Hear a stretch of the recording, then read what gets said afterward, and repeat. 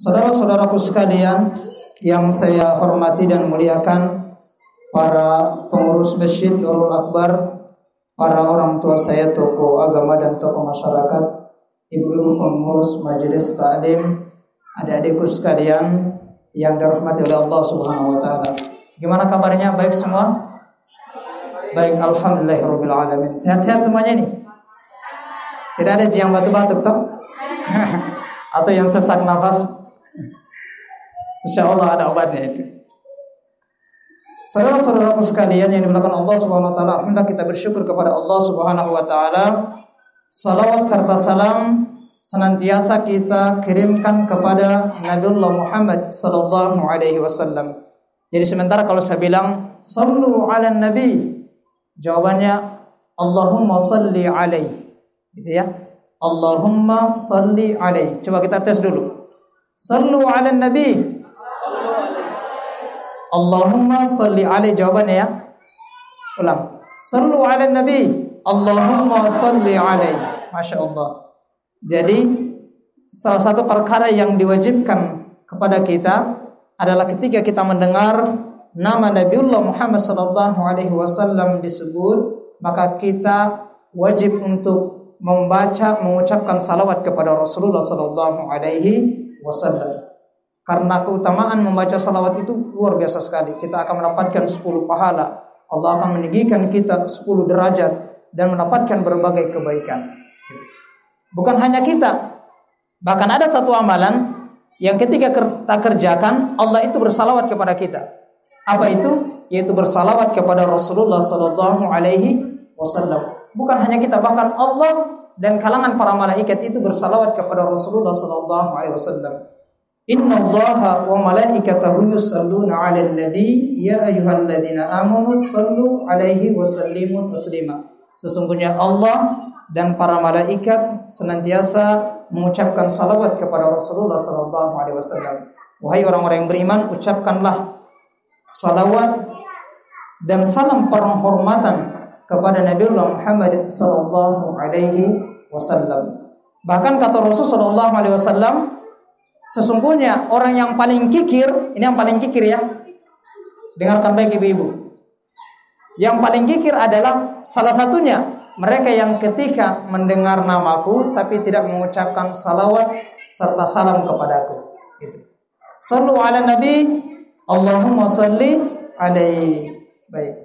Bapak Ibu sekalian yang dirahmati oleh Allah Subhanahu wa taala, cinta tidak kita kepada Nabi? Cinta? Ini kurang kompak. Saya tanya sekali lagi. Cinta tidak kita sama Nabi Muhammad sallallahu alaihi wasallam?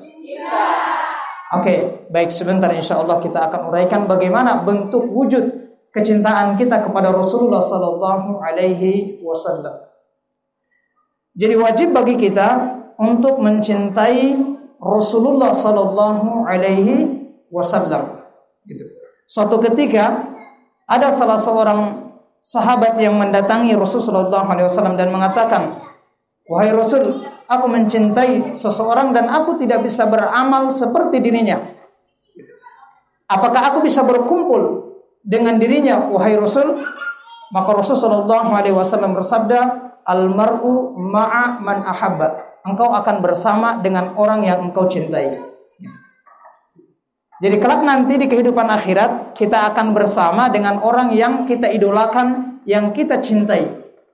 Bahkan ada salah satu riwayat yang paling populer, ada seorang sahabat yang bernama Thauban. Sayyidina Thauban radhiyallahu anhu. Suatu ketika Thauban ini dilihat oleh Rasulullah SAW, semakin hari mulai dari wajahnya dan badannya itu semakin kurus gitu, seperti tidak terurus gitu ya, semakin kurus, tapi tidak sakit-sakitan. Maka ditegurlah oleh Rasulullah SAW, "Wahai Thauban, mengapa semakin hari aku melihatmu engkau semakin kurus?" Maka Thauban menjawab, "Ya Rasulullah, sesungguhnya setiap saat aku senantiasa mengingatmu. Dikala siang aku khawatir jangan sampai aku tidak bertemu lagi denganmu di waktu malam. Dan ketika di waktu malam, aku khawatir jangan sampai tidak berjumpa lagi denganmu ya Rasul di waktu siang. Dan wahai Rasul sallallahu alaihi wasallam, dan aku sangat rindu kepadamu dan aku khawatir jangan sampai pertemuan kita ini ya Rasul, kita berjumpa hanya sampai di dunia saja. Kita tidak bisa berjumpa lagi nanti di surganya Allah Subhanahu wa taala. Mengapa? Karena saya kedudukanku sebagai manusia biasa, sebagai umatmu, sementara kedudukanmu engkau sebagai nabi dan kekasih Allah Subhanahu wa taala. Yang pastinya Rasulullah sallallahu alaihi wasallam akan memperoleh surga yang paling tinggi di sisi Allah Subhanahu wa taala. Tapi apa yang disampaikan oleh Rasulullah sallallahu alaihi wasallam kepada Sauban? Wahai Sauban, sesungguhnya engkau akan bersama dengan orang yang engkau cintai. Gitu. Jadi nanti di akhirat kelak seseorang itu akan dikumpulkan dengan orang yang dia cintai. Gitu. Dan kalau kita mencintai sesuatu jangan salah-salah. Gitu. Kita harus mencintai sesuatu yang sesuatu itu bisa menghantarkan kita masuk ke dalam surganya Allah Subhanahu wa taala. Makanya dalam Al-Qur'anul Karim Allah Subhanahu wa taala menjelaskan bahwa tidak beriman salah seorang di antara kalian jika dia tidak mencintai Allah dan Rasulnya di atas segala-galanya. Gitu. Bahkan Rasulullah sallallahu alaihi wasallam bersabda, "La yu'minu ahadukum hatta akuna ahabba ilaihi min waladihi wa waladihi."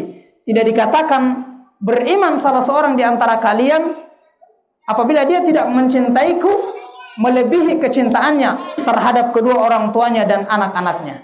Gitu. Jadi kita harus mencintai Rasulullah sallallahu alaihi wasallam. Sallu ala Nabi. Allahumma salli alaihi. Gitu. Jadi wajib bagi kita untuk mencintai Rasulullah sallallahu alaihi wasallam. Mengapa? Karena sekali lagi jamaah sekalian, kelak nanti di akhirat kelak Allah Subhanahu wa taala akan mengumpulkan kita bersama dengan orang yang kita cintai. Subhanallah, jika kita mencintai Rasul sallallahu alaihi wasallam, maka insyaallah kelak nanti kita akan dikumpulkan oleh Allah Subhanahu wa taala bersama dengan baginda Muhammad sallallahu alaihi wasallam. Saudara-saudaraku sekalian yang dimuliakan Allah Subhanahu wa taala, maka sesuatu atau seseorang yang kita cintai, maka kita tidak akan rela dan kita tidak akan pernah ridho ketika orang yang kita cintai itu dicaci maki dan dihina. Betul tidak? Tahu tidak ibu-ibu sekalian? Ini utamanya ibu-ibu yang punya Android. Kan sekarang zaman now, gitu ya. Biasanya kan ibu-ibu senyum-senyum sendiri, gitu. Sekarang kan lagi viral di media sosial terkait dengan penghinaan Rasulullah sallallahu alaihi wasallam yang dilakukan oleh salah seorang guru di Prancis. Gitu. Dan justru apa yang dilakukan oleh guru ini didukung oleh rezim yang berkuasa di Prancis saat ini. Bahkan secara terang-terangan presiden Prancis itu yang namanya Emmanuel siapa namanya? Macron atau Marcon gitu ya. Gitu. Emmanuel Macron, laknatullah. Justru mendukung apa yang dilakukan oleh guru tersebut atau orang-orang yang menghina dan melecehkan Rasulullah SAW. Dia katakan bahwa ini adalah bagian dari demokrasi dan salah satu unsur dari demokrasi itu adalah freedom of expression, kebebasan untuk berekspresi. Gitu. Sehingga dia secara terang-terangan mendukung seperti itu. Nah, gitu. Pasti kita marah. Marah tidak? Kalau kita tidak marah, ini dipertanyakan kecintaan kita kepada Rasul sallallahu alaihi wasallam. Masa kita mengaku mencintai Rasul, tetapi justru ketika Rasulullah sallallahu alaihi wasallam dihinakan, dilecehkan, justru kalau kita hanya diam saja, ini dipertanyakan cinta kita. Jangan sampai cinta palsu, gitu ya. Atau cinta yang bertepuk sebelah tangan. Atau cinta apa? Cinta-cintaan lah. Gitu. Saudara-saudaraku sekalian yang dimuliakan Allah Subhanahu wa taala, maka dari itu orang yang mengaku kita cintai, kita tidak akan rela dan tidak ridho ketika kemudian dia dilecehkan, dia dihina-hinakan dan diinjak-injak harga diri dan martabatnya. Gitu. Makanya saat ini gerakan kaum muslimin hampir seluruh negeri-negeri kaum muslimin itu kan mengadakan boikot, gitu ya. Ini yang di depan bukan produk-produk Prancis tuh. Ada apa namanya ini? Bubur apa ini? buatan asli, made in Indonesia gitu. Alhamdulillah. Gitu. Jadi, dan itulah yang dilakukan oleh salah seorang sahabat Rasulullah sallallahu alaihi wasallam. Dalam salah satu riwayat pernah terjadi di zaman Rasulullah sallallahu alaihi wasallam gitu. Ada seorang sahabat yang istrinya ini hampir tiap hari menghujat dan menghina Rasulullah sallallahu alaihi wasallam gitu. Maka panaslah telinga sahabat yang mulia ini. Maka saat itu dia membunuh istrinya. Kenapa? Karena istrinya ini terlalu cerewet gitu. Pokoknya kerjanya menghujat dan menghina Rasulullah sallallahu alaihi wasallam. Maka dia mengadukan kepada Rasulullah sallallahu alaihi wasallam bahwa ya Rasul, aku telah membunuh istriku karena dia senantiasa menghujatmu. Gitu. Maka Rasulullah SAW membenarkan apa yang dilakukan oleh sahabat ini. Karena memang di dalam hukum fikih, jika ada seseorang yang menghina Allah, menghina Rasulullah SAW, maka hukumannya adalah dibunuh. Gitu. Itu paten dia hukumannya. Gitu. Tidak ada banding dan kasasi. Gitu. Paten. Nah, gitu. Pertanyaannya saudaraku sekalian yang dimuliakan Allah Subhanahu wa taala, mengapa hari ini penghinaan demi penghinaan terus terjadi di tengah-tengah kehidupan kaum muslimin? Allah Subhanahu wa taala dihinakan. Coba kalau kita lihat di media sosial itu sudah ada Ka'bah kemudian diedit fotonya, setelah itu ada perempuan yang tidak menutup aurat duduk di atas Ka'bah gitu. Ada juga yang menghina secara terang-terangan Allah Subhanahu wa taala. Saat ini yang viral dulu sama juga pelakunya, orang Prancis yang bernama Charlie Hebdo itu membuat karikatur penghinaan terhadap Rasulullah sallallahu alaihi wasallam. Penghinaan terhadap Al-Qur'an, penghinaan terhadap ulama, penghinaan terhadap para habaib, dan penghinaan demi penghinaan syiar-syiar Islam, ajaran Islam, atau bahkan sampai kepada level tertinggi Allah dan Rasulnya itu dihina-hinakan. Jamaah sekalian dimuliakan Allah Subhanahu wa taala, kenapa bisa semua itu terjadi? Jawabannya karena hari ini kaum muslimin mereka tidak punya lagi perisai, gitu ya. Tidak punya perisai atau tameng. Di dalam salah satu hadis Rasulullah sallallahu alaihi wasallam dikatakan, "Innamal imamu junnah yuqatalu min wara'ihi wa yuttaqa bihi." Sesungguhnya seorang imam atau seorang khalifah itu adalah junnah, perisai yang akan melindungi kaum muslimin dan akan berperang bersama kaum muslimin, menghancurkan siapa saja yang menghinakan Islam. Gitu. Makanya dulu di zaman Rasulullah sallallahu alaihi wasallam, siapapun yang menghina Islam, siapapun yang melecehkan ajaran Islam, itu langsung Rasulullah sallallahu alaihi wasallam mengutus pasukan, atau bahkan seperti para khalifah mengutus pasukan, karena mereka tidak rela dan ridho ketika syiar-syiar Islam itu dihinakan dan dilecehkan. Gitu. Misalkan di zaman Abu Bakar As-Siddiq ada Musailamah Al-Kadzdzab yang mengaku sebagai nabi, gitu ya. Maka saat itu Abu Bakar As-Siddiq radhiyallahu anhu mengirim pasukan sampai kemudian Musailamah Al-Kadzdzab itu wafat dalam keadaan terhina. Begitupun juga ada kisah yang sangat menarik, kisah seorang wanita, gitu. Bagaimana Islam itu bukan hanya Allah dan Rasulnya yang dilindungi, bukan hanya Al-Quran, bahkan kejadian yaitu di suatu pasar di Amuria ada seorang wanita muslimah yang sementara lewat, kemudian dilecehkan oleh tentara Romawi, gitu, dilecehkan kehormatannya. Maka saat itu wanita tersebut berteriak, di mana Khalifah Al-Mu'tasim Billah? Gitu. Di mana Khalifah Al-Mu'tasim Billah? Di mana Khalifah Al-Mu'tasim Billah? Maka teriakan wanita itu yang meminta tolong kepada Khalifah Al-Mu'tasim Billah terdengar sampai di Baghdad. Karena saat itu ibu kota negara Islam namanya Baghdad. Sementara Amuria itu saat ini Turki. Maka ketika terdengar, maka saat itu Khalifah Al-Mu'tasim Billah mengirim pasukan yang kepala pasukan itu sudah sampai di Amuria di Turki dan ekornya masih ada di Baghdad. Gitu. Dan tepat hari itu dilakukan jihad hanya untuk kemudian membela kehormatan seorang wanita, sampai kemudian kaum muslimin itu menaklukkan kota Amuria hanya karena ingin menjaga kehormatan seorang wanita yang dilecehkan oleh pasukan Romawi. Gitu. Begitupun juga pada zaman Kesultanan Turki Utsmani ada seorang khalifah yang namanya Sulaiman Al-Qanuni. Ketika mendengar masyarakat Prancis itu mereka membuat dance atau dansa antara laki-laki dan perempuan yang istilahnya terlalu inilah, gitu ya. Maksiatnya ini besar sekali, parah sekali. Maka saat itu Sulaiman Al-Qanuni mengirim surat kepada penguasa Prancis saat itu. Kalau kalian tetap melakukan dansa yang dimurkai oleh Allah Subhanahu wa taala, maka aku akan ratakan negara kalian. Maka sampai saat itu, sampai 100 tahun Prancis itu tidak pernah ada acara dansa gitu. Karena ketakutan mereka terhadap Khalifah Sulaiman Al-Qanuni gitu. Begitupun juga ini lagi-lagi Prancis lagi. Penguasa Prancis mereka hendak membuat salah satu pertunjukan penghinaan terhadap Rasulullah SAW di zaman kekhilafahan kekuasaan Khalifah Sultan Abdul Hamid II gitu.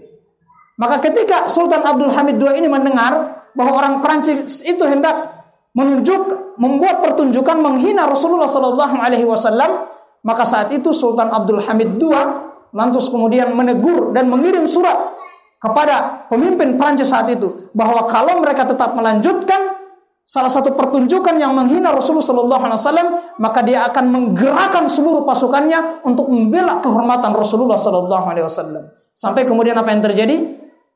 Penguasa Prancis saat itu membatalkan seluruh pertunjukan yang menghina Rasulullah SAW. Mengapa? Karena saat itu kaum muslimin mereka memiliki junah atau perisai. Ada seorang khalifah. Khalifah itu adalah an-niyabatu 'anin Nabi sallallahu alaihi wasallam fi hirasatid din wa siyasatid dunya. Adalah yang menggantikan Rasul sallallahu alaihi wasallam yang bertugas menjaga agama, menjaga syariat agama Allah Subhanahu wa taala dan sekaligus mengurus urusan kaum muslimin dengan syariat agama Allah Subhanahu wa taala. Itu salah satu contoh bagaimana penguasa saat itu mereka sangat memuliakan Allah, Rasulnya, menjaga kehormatan kaum muslimin, dan mereka tidak ridho segala sesuatu yang berkaitan terhadap Islam itu dilecehkan dan dihinakan. Itu. Saudara-saudaraku sekalian dimulakan Allah Subhanahu wa taala. Jadi itu salah satu contoh pemimpin yang mencintai Rasulullah SAW, rela mengorbankan apapun. Gitu. Jadi coba kita muhasabah diri kita, jamaah sekalian dimulakan Allah Subhanahu wa taala. Jika di dalam hati kita ini, gitu ya, masih mencintai sesuatu, tidak tertanam di hati dan pikiran kita kecintaan kita terhadap Allah dan Rasulnya, berarti cinta kita ada yang bermasalah. Gitu. Coba muhasabah diri kita. Karena di dalam hadis Rasulullah SAW yang diriwayatkan oleh Imam An-Nasai tadi, la yu'minu ahadukum hatta akuna ahabba ilaihi min waladihi wa waladihi. Tidak dikatakan beriman, tidak diakui keimanannya salah seorang di antara kalian jika di dalam hatinya itu dia tidak mencintai Rasul sallallahu alaihi wasallam melebihi kecintaannya terhadap orang tuanya dan anak-anaknya. Itu. Jangan sampai kita masih mencintai suami tak begitu gitu. Orang tua kita, dan kita tempatkan kecintaan kita terhadap Allah dan Rasulnya itu berada di level paling bawah. Itu cinta yang salah itu namanya. Gitu ya. Cinta yang menghantarkan kita masuk ke dalam nerakanya Allah Subhanahu wa taala. Cinta yang tidak diridhoi oleh Allah Subhanahu wa taala. Gitu. Jangan sampai kita masih mencintai harta kita dibandingkan dengan Allah dan Rasulnya. Gitu. Makanya dulu kalangan para sahabat, semoga Allah Subhanahu wa taala senantiasa meridhoi mereka, karena di dalam hati mereka itu mereka sangat mencintai Allah dan Rasulnya. Gitu. Maka ketika Allah dan Rasulnya memerintahkan mereka terhadap perkara segala sesuatu, maka jawaban mereka adalah sami'na wa ata'na. Kami mendengar dan kami taat. Gitu. Coba dengar kisahnya Abdurrahman bin Auf. Ketika disampaikan oleh Rasulullah SAW bahwa sesungguhnya Abdurrahman bin Auf akan masuk ke dalam surga dalam keadaan merangkak. Kenapa? Karena terlalu banyak hartanya Abdurrahman bin Auf. Gitu. Apa yang dilakukan oleh Abdurrahman bin Auf? Itu langsung diinfakkan, disedekahkan seluruh hartanya. Gitu. Begitupun juga Utsman bin Affan, Sayyidina Utsman bin Affan radhiyallahu anhu. Ketika ada panggilan jihad, ketika ada panggilan untuk menginfakkan dan mensedekahkan harta mereka di jalan Allah Subhanahu wa taala, mereka langsung menunaikannya. Karena mengapa? Karena kecintaan mereka terhadap Allah dan Rasulnya. Gitu. Ada salah satu kisah yang sangat fenomenal dari Sayyidina Utsman radhiyallahu anhu, bahwa suatu ketika di Madinah itu terjadi paceklik yang sangat parah, hingga makanan itu sangat susah sekali, gitu ya, sangat susah. Maka Utsman bin Affan ini pun datang dengan membawa makanan. Maka ada pedagang di tengah perjalanan itu, ada pedagang menawarkan, wahai Utsman, sesungguhnya kami ingin membeli barang yang engkau bawa ini. Maka saat itu Utsman bin Affan saya telah menjualnya dengan harga 10 kali lipat, gitu. Para pedagang ini itu mengatakan, "Oh, Utsman, engkau pasti telah berdosa. Bagaimana mungkin dagangan ini ada yang akan membelinya seharga 10 kali lipat dari harga yang telah kami tawarkan?" Maka saat itu Utsman bin Affan radhiyallahu anhu mengatakan, "Sesungguhnya aku telah menginfakkannya kepada Allah Subhanahu wa taala." Maksudnya dagangan itu akan diinfakkan kepada kaum muslimin, diberikan cuma-cuma. Hanya ingin mencari keridhaan Allah dan Rasul-Nya, gitu. Itu Masya Allah. Kalangan para sahabat yang semoga Allah Subhanahu wa taala senantiasa meridhoi dan senantiasa merahmati mereka. Shallu 'alan nabi.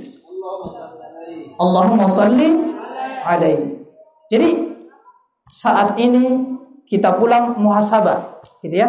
Jangan sampai kita masih di hati kita itu tidak tertanam kecintaan kita terhadap Allah dan Rasul-Nya, gitu. Kenapa penting? Karena nanti di akhirat almar'u ma'a man ahabba. Kelak nanti di akhirat kita akan dikumpulkan oleh Allah bersama dengan orang yang kita cintai. Gitu ya. Kalau kita misalkan terlalu sayang sama suaminya, gitu ya. Sayang. Enak jika kalau suaminya masuk surga, gitu ya. Tapi kalau masuk neraka bagaimana nih? Gitu ya. Gitu ya. Gitu. Insya Allah, kalau kita mencintai Allah dan Rasulnya di dalam hati kita, bukan hanya kita yang akan masuk ke dalam surganya Allah Subhanahu Wa Taala, tapi orang-orang yang kita cintai, orang-orang yang kita sayangi, kelak juga kita akan mampu menarik mereka masuk ke dalam surganya Allah Subhanahu Wa Taala. Gitu. Jadi bisa saya, ya Allah, sesungguhnya suamiku adalah orang yang baik, adalah orang yang soleh, yang senantiasa menyayangi saya, yang pokoknya tidak adalah doanya di dunia, ya Allah, dia suami yang setia, tidak kikir, tidak pelit, apapun yang saya mau dia tunaikan dan sebagainya, Allah. Langsung masuk ke dalam surga sama-sama suaminya, Masya Allah. Gitu ya. Jamaah sekalian dengan Allah Subhanahu Wa Taala. Jadi pertama muhasabah hati kita. Harus kita tempatkan di dalam hati kita kecintaan kita terhadap Allah dan Rasulnya. Masya Allah. Kalau kita mencintai Allah dan Rasulnya itu sangat luar biasa sekali pahalanya. Bayangkan, ada kisah yang sangat menarik. Dan ini ditulis dalam kitab-kitab kalangan para ulama. Gitu. Kenal Abu Lahab? Gitu. Kenal Abu Lahab? Pasti kenal ya. Kan ada ayatnya. Tabat yada Abi Lahabi wa tab, sampai seterusnya. Abu Lahab ini kan orang yang sudah paten dia. Sudah masih hidup, sudah divonis masuk neraka dia. Gitu. Tapi ingat, ada salah satu riwayat. Sesungguhnya Abu Lahab itu setiap hari Senin diringankan siksaannya oleh Allah Subhanahu wa taala. Mengapa? Pertanyaannya. Abu Lahab ini yang sudah dedengkotnya orang kafir, yang pokoknya kekafirannya itu sangat luar biasa parahnya lah. Tapi setiap hari Senin dia diringankan siksaannya oleh Allah Subhanahu wa taala. Ternyata ada kisah yang sangat menarik bahwa Abu Lahab ini punya budak namanya Suwaibah. Maka Suwaibah ini ketika hari kelahiran Rasul sallallahu alaihi wasallam, Suwaibah ini mendatangi Abu Lahab dan menyampaikan, sesungguhnya keponakanmu baru saja lahir, yaitu Muhammad, gitu ya. Maka saat itu Abu Lahab sangat bergembira atas kelahiran Rasulullah Sallallahu Alaihi Wasallam, dan kemudian hari itu dia membebaskan Suwaibah, gitu, sebagai budaknya. Makanya setiap hari Senin Abu Lahab itu diringankan siksaannya oleh Allah Subhanahu Wa Taala. Mengapa? Karena dia bergembira atas kelahiran Rasulullah Sallallahu Alaihi Wasallam, gitu. Makanya Al-Imam Nasyruddin Ad-Dimashqi mengatakan, kalaulah Abu Lahab dedengkotnya orang kafir yang sudah nyata kekafirannya, yang tidak diragukan lagi kafirannya, itu setiap hari Senin diringankan siksaannya oleh Allah Subhanahu wa taala, apatah lagi orang yang senantiasa mencintai Rasulullah sallallahu alaihi wasallam sepanjang hidupnya dan wafat dalam keadaan membawa iman. Masya Allah. Gitu. Jadi insya Allah kecintaan kita terhadap Rasul sallallahu alaihi wasallam itu akan dibawa sampai ke akhirat. Yang kedua, ciri orang yang mencintai Rasul sallallahu alaihi wasallam, maka dia akan menundukkan hawa nafsunya mengikuti tuntunan Rasulullah sallallahu alaihi wasallam. Di dalam salah satu hadis Rasul sallallahu alaihi wasallam bersabda, "La yu'minu ahadukum hatta yakuna hawahu taba'an lima ji'tu bihi." Tidak dikatakan beriman salah seorang di antara kalian jika hawa nafsunya itu tidak tunduk terhadap apa yang aku bawa. Gitu. Jadi hawa nafsu kita ini yang kadang sering mengajak kepada kemungkaran, sering mengajak kepada maksiat, itu harus ditundukkan. harus diarahkan mengikuti syariat yang dibawa oleh Rasulullah sallallahu alaihi wasallam gitu. Ingat, Rasulullah sallallahu alaihi wasallam itu dikatakan dalam Al-Qur'an yang baru saja dibaca tadi dalam Quran surat Al-Ahzab ayat 21. Laqad kana lakum fi Rasulillahi uswatun hasanah. Sesungguhnya telah ada di dalam diri Rasul sallallahu alaihi wasallam itu teladan yang terbaik. Rasul itu adalah teladan yang terbaik dalam setiap fase-fase kehidupan yang kita lalui. Rasul itu adalah suami yang terbaik terhadap istrinya, gitu. Mau lihat kesederhanaan kehidupan keluarga Rasul sallallahu alaihi wasallam. Kita mungkin sesederhananya hidup saat ini, apalagi di musim corona ini ya, di musim pandemi ini, atau semiskin-miskinnya kita. Pernah tidak Bapak Ibu sekalian, dalam 1 bulan tidak pernah kita memasak atau tidak pernah kita membuat sesuatu, membuat makanan yang menggunakan api? Pernah tidak nganggur selama 1 bulan ibu-ibunya? Tidak pernah masak di dapur? Pernah? Tidak pernah. Kalau 1 minggu pernah tidak? Ibu-ibu tidak pernah memasak? Tidak pernah menyala itu kompor? Pernah tidak selama 1 minggu? Pernah 1 minggu? Oh begitu ya, Masya Allah. Gitu ya. Jadi ini ada yang alami. Berarti kisahnya ini sangat aneh. Masya Allah. Gitu ya, 1 minggu.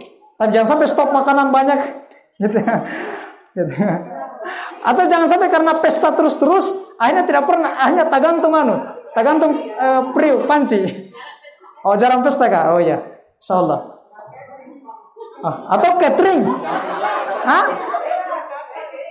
Jangan sampai tidak pernah menyala kompor karena catering terus. Oh iya, ingat di dalam salah satu riwayat bahwa Rasulullah SAW itu pernah 1 bulan tidak pernah memasak dengan menggunakan api, lantaran sederhananya kehidupan Rasulullah SAW. Gitu. Coba bayangkan hari ini, bagaimana kira-kira kalau ibu-ibunya ini coba tes boykot, misalkan gitu, tidak pernah memasak selama 1 bulan, apa kira-kira yang akan dilakukan bapak-bapaknya? Bagaimana? Sabar atau? Oh cari bapak baru, Masya Allah. Pasti suaminya akan murka, gitu ya. Apa saja kau bikin, pasti hanya main Facebook, main Twitter, main apa lagi? Gitu. Gitu ya. Tapi Rasulullah SAW itulah kehidupan Rasulullah SAW. Bahkan dalam salah satu riwayat, pernah kalangan para sahabat itu mengadukan kondisi mereka yang sangat lapar. Sampai kalangan para sahabat itu, mereka mengikat dengan batu untuk mengganjal perut mereka dengan batu, 1 batu. Maka mereka datang mengadu kepada Rasulullah SAW. Maka Rasulullah SAW menunjukkan ini. Justru para sahabat 1 batu yang digantung untuk mengganjal perutnya, Rasul itu 2 batu. Yang menandakan bahwa Rasulullah SAW lebih lapar daripada kalangan para sahabat. Itu luar biasa. Sederhananya kehidupan Rasulullah SAW. Itu adalah suami yang terbaik, yang sangat menyayangi para istrinya. Itu. Begitupun Rasulullah SAW adalah bapak yang terbaik dalam mendidik anak-anaknya. Gitu. Berbicara masalah wajah, Rasulullah SAW itu adalah orang yang paling tampan, gitu ya.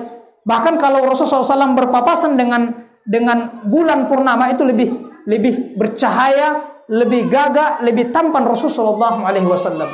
Gitu. Keringat Rasulullah SAW itu menjadi obat dan diperebutkan oleh kalangan para sahabat. Gitu. Dijadikan parfum oleh kalangan para sahabat. Ludahnya Rasulullah SAW menjadi obat. Rasulullah SAW adalah orang yang paling gagah, memiliki perawakan yang begitu luar biasa, gitu ya. Pokoknya cara berdirinya Rasulullah SAW itu pokoknya sangat sempurna, gitu ya. Bahkan Rasulullah SAW itu disifati dalam kitab Sama'il Muhammadiyah. Rasul itu kalau berjalan ini jalannya Rasul ya. Rasulullah SAW itu kalau berjalan seperti seseorang yang hendak menurun ke sebuah gunung. Itu lantaran cepatnya, menandakan kesungguh-sungguhan Rasulullah Sallallahu Alaihi Wasallam. Itu. Rasulullah Sallallahu Alaihi Wasallam adalah orang yang sangat menyayangi para istrinya, kalangan para sahabatnya dan seluruh kaum muslimin. Dan bahkan di akhir hidup Rasulullah Sallallahu Alaihi Wasallam, orang yang paling diingat oleh Rasulullah Sallallahu Alaihi Wasallam bukanlah para istri-istrinya, gitu ya, bukanlah para anak-anaknya, tetapi adalah ummati. Gitu.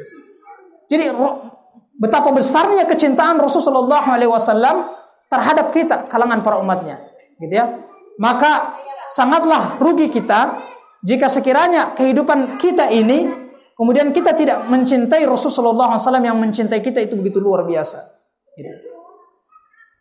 Saudara-saudaraku sekalian, para jamaah sekalian yang Allah Subhanahu wa taala, yang ketiga, Allah Subhanahu wa taala berfirman, "Qul in kuntum tuhibbunallaha fattabi'uni." Jika kalian mencintai Allah, maka ikutilah aku. Gitu.